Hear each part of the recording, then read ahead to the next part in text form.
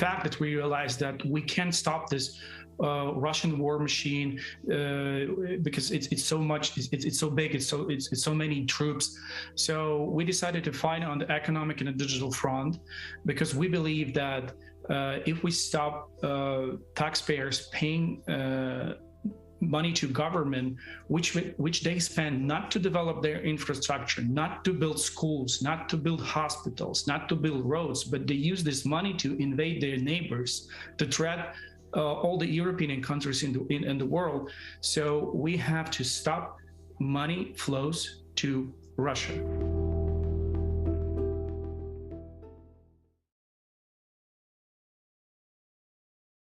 Hello and welcome to Washington Post Live. I'm Cat Zakrzewski, a tech policy reporter here at the Washington Post. And my guest today is Alex Bornyakov, Deputy Minister of Digital Transformation of Ukraine, who joins us today to discuss his efforts to isolate Russia economically and digitally. Alex, welcome. Hi, everyone. Thank you. Thank you so much for being here today. And remember, we always want to hear from you, our audience. You can share your thoughts and questions for guests on Washington Post Live by tweeting at PostLive. We have a lot to cover today, but first, Alex, can you tell us where you're calling from? Well, I'm in Ukraine, in the western part, but unfortunately I can't disclose my exact location for the safety reasons. Of course. And can you tell me a little bit more about how you're staying online right now? How are you keeping an internet connection with everything going on? Well, first of all, you all should be aware of the fact that Ukraine is a big country. And if you look on the map of invasion, you can see that from the eastern part, they advanced maybe like 15% of Ukrainian territory. There were a lot of troops near the Kiev, so it was really difficult. It was a really difficult time. But now they fled, and Kiev is breathing. So the self-reception in Ukraine is generally okay. There might be some problems in some areas around Kiev. In western part, it's totally okay. What we experience from the internet traffic standpoint, that maybe it's just a little bit slower than it was usual before the war, but in general, like, everything is working. Of course, whereas there's war zone, there is no coverage, and the cell reception is bad, and sometimes it's just absent. But generally, we just have almost a similar level of connectivity as before. I see. And I know when I talked to your colleague, Minister Fedorov, he was speaking with me on a Starlink connection. Have you personally been using the Starlink satellites as well? Yeah. Well, during the first day, when we were moving, there was really bad internet, and as I mentioned before, the first day it was messy and it was hectic. So we were moving, and once we received the first satellite, we set it up, and the speed is really great, and the connection is good. Now I know like thousands of Starlinks in Ukraine being used for different purposes, even in a war zone. But my personal experience, that the service is great. And can you tell me a little bit more about how Ukraine has been using these Starlinks? I read that hundreds have been deployed to keep hospitals online. What are some of the other ways these satellites are being used? Well, at first we were supplying them to the places where situation is really difficult, like Chernihiv, like Kharkiv, eastern part of Ukraine, even Mariupol. So there was need from military first and hospitals, but then we started to give them out to some enterprises, because we need business running. We need companies to work even in cities where they're in close proximity from Russian troops, and we know where the situation is difficult, and there we focus our efforts. So right now it's more than 10,000 units in Ukraine. So we're able to spread them equally and fulfill not just basic needs, but also to those who are as I mentioned before, want to conduct business, and this business is international, or it requires instant communication. And I wanted to ask you a little bit more about how those devices are being used, particularly in conflict. There was some concern initially that having these satellites could potentially create new safety risks, that people would be able to see where the satellites are, and that would give away the location of troops or civilians. What steps are you taking to mitigate those safety risks? Well, first of all, they're really small, and it's really hard to identify them. Second, I'm not sure, but I can't be 100% sure, but I don't think Russians are able to trace them, because they haven't been aware of this technology, and I think their equipment not adjusted to trace Starlinks. Maybe something is going to change, because it's war and everything is changing rapidly. But I know that there was no cases and there was no evidence when there was some situation where using Starlink was a threat for someone near a battlefield. And the variety of options on how they're using Starlink is broad. Surveillance, even our soldiers on the mission, they if they spot some I don't know, activities on the battlefield, they're using Starlinks to get the surveillance back, this data get back, because there is no other option. Communication is not working, and they're happy about it. It really And helps. are you taking any precautions to secure these Starlinks? Any extra steps to ensure that, for instance, they're not subject to Russian cyber attacks? Well, first of all serial numbers of all devices that we give out are they noted, and if there's no connection from people who receive them and they're using them in difficult circumstances, and we haven't gotten any confirmation that this device is in our hands, we just block them on our side. So even if it for some reason was lost, or someone just left it and it's in the possession of Russian troops, it's being blocked, so they can't use it. So it's just a piece of metal for them. I see. And I want to shift gears now to the digital blockade. Your office has been erecting this digital blockade to isolate Russia, both digitally and economically. Can you tell me a little bit about where that idea originally came from? Well, this idea belongs to Mikhail Fedorov, because when it's all started, we wanted to. Well, we were actually really shocked about this, and I wouldn't say I was prepared for that. Neither my colleagues or friends. Well, we were expecting some movement, and maybe there might be. We thought that it might be some actions on the eastern part, but we didn't expect it would be so massive. And when we realized that they're not going just to fight for or just help this rebels on east, but they want to completely destroy our country. This is where this idea came up, because we realized that we fight for not just for life of our soldiers, but we fight for our nation, for our existence of the nation of Ukraine. So we realized that this war machine, is huge, and one of the things that we could do, because we're from Ministry of Digital Transformation, we obviously not the Ministry of Defense, so we can do our best to stop, from economic standpoint, any advances, any money flow to Russia. And this is how this all started. Can you walk me through the early hours of this? I mean, it was within 48 hours of the initial invasion that we saw your office come out with public letters to Apple CEO Tim Cook and other major American tech companies. What was that experience like for you as you were dealing with, as you just described, a surprising situation to so quickly move into gear like that? Well, I think that it's it's like instinct. If you want to survive, you have to act. You can't just lay down.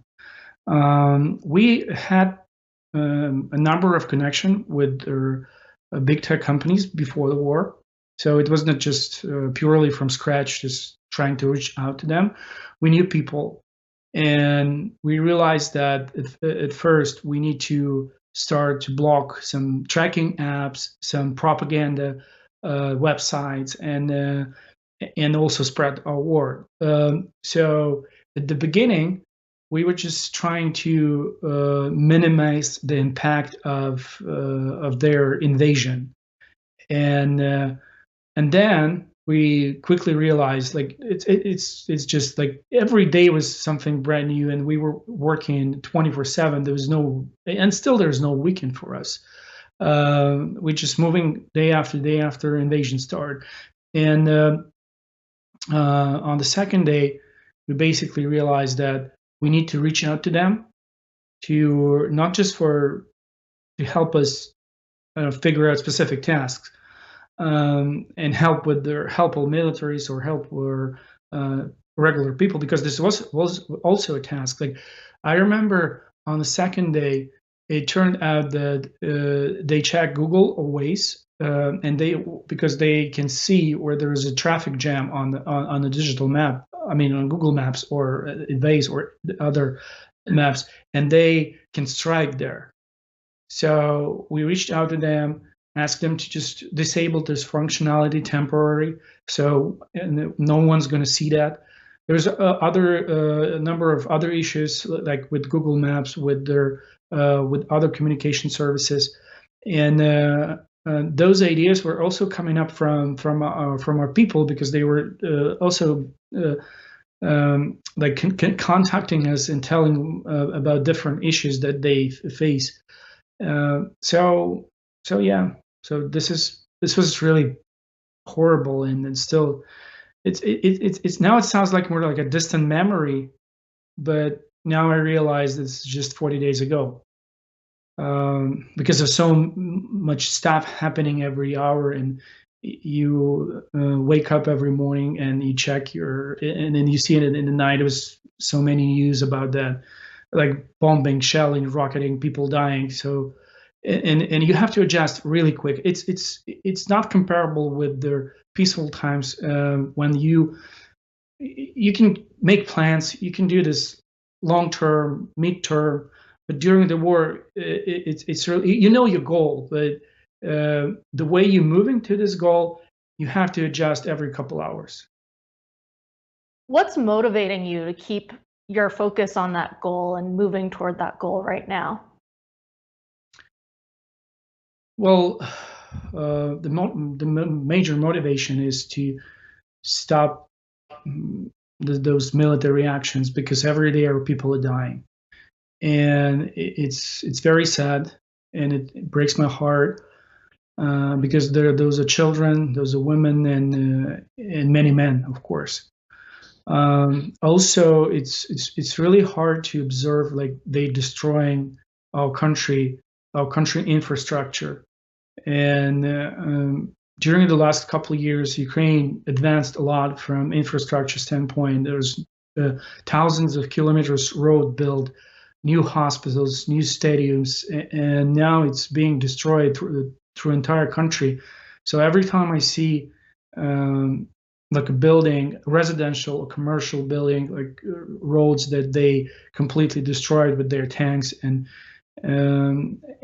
enterprises that and businesses that were people were building for their entire life, and then in a moment it's just gone. It's a motivation to do whatever we can do to stop this right away. And your office has been remarkably successful so far in exerting pressure on companies, in recruiting an IT army, taking many different steps to address this conflict. And I wanted to ask you, we've seen hundreds of companies now pull out from Russia because of a combination of the public pressure and, of course, sanctions. Are there any major companies that continue to be holdouts that you're still pressuring? Yeah, well, to be fair, almost all of them just said, yeah, we're moving out. But unfortunately, some of them just made announcement but didn't really act. So, for example, IBM, Intel, SAP, and like companies like Microsoft, they still they still in a process. So they announced, and what we see is they're not really moving anywhere. Maybe it's just the first step. Maybe it's this company's too big, but this is the fact. Some of them just maybe they pretend, maybe they're real. Maybe this is for real, but what we see is that some of them not reacting really quickly. Are you talking to those companies and trying to get them to move faster? Yeah, yeah. Especially what happened in Bucha. I'm not sure if you're familiar with this horrible massacre. And but again, to be fair, it's not just one place. It's just one that is closer to Kiev, but there are other places where there's similar with the similar events. And well, coming back to the point, when it happened to Bucha, we reached out again, saying like, listen, this is already out of hand, and it's just unspeakable. And you can see now that if you continue this business with them, this is what they do with your money, with having your technologies. They supply their army with their equipment, with their again with this taxpayers' money, and this is what they do. And I think that works, because now people see for real what those animals are doing. And those events in Bucha have been heavily covered in American media. But I want to ask you, what is your office doing now in the second month of the war to use social media to keep the attention on what's happening in Ukraine? Well, of course, all of our social media is like my personal Twitter, Mikhail Fedorov personal Twitter, all the social networks are of the ministry. We use them to spread this word. Also, there are a number of activities on the media front that we running, especially to Russian citizens, because we still believe that they have to know the opposite point of view, because all they know is that we kill ourselves. Like, I mean, literally, it's literally what they're telling their people, that we shot our civilian people, our citizens, our neighbors. And this is again, this is another issue of propaganda. But what we're trying to do, we make a lot of efforts on the media front to tell in Russian, with videos, with proofs, that this is what really happened. And I know we reached millions of people in Russia with that. And that's really interesting that you're focusing on reaching people in Russia.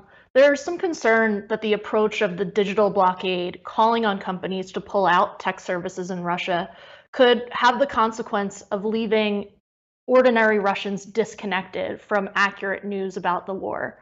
How do you weigh that trade-off, and how do you think about that if you're using video and hoping to get in touch with people there? Well, we all have to remember that this is a totalitarian country, and they do not tolerate the truth in any way. So we never asked like a big media company to leave completely, and like leave them without information. They blocked Instagram, Facebook, LinkedIn themselves. This is their Roskomnadzor, what is called blocked. And I know that if companies were spreading real news, they will block them anyway. They would block them anyway. So there is no trade-off really. We think that once any media in Russia start telling the truth, they just get rid of it. So so there's a matter of how you value your reputation. So if you're, let's say, search engine or you're a popular social platform and you don't want to block people opinions and minds, your target for Russians, not for us. It's not us. They target those medias. And how important is YouTube now that so many other American social networks have been blocked in Russia? Is that one of the key channels that you're using to get out your message there? Yeah, it's one of the key channels. Another channel, of course, is our messengers, different messengers. I don't want to name them because I'm sure they follow what we're talking about, and but we can really reach out to people through those messengers and YouTube. And the reason they didn't block YouTube yet is because they're using it for their own propaganda, and also there are many people that are using for YouTube for I don't know, earning money. So I think they're considering turning off YouTube. I heard rumors that's going to happen in a couple days from now. But I think they're waging an effect of because they understand that if they close YouTube, sorry. Yeah. Oh, so sorry. I'm having some technical difficulties on my end.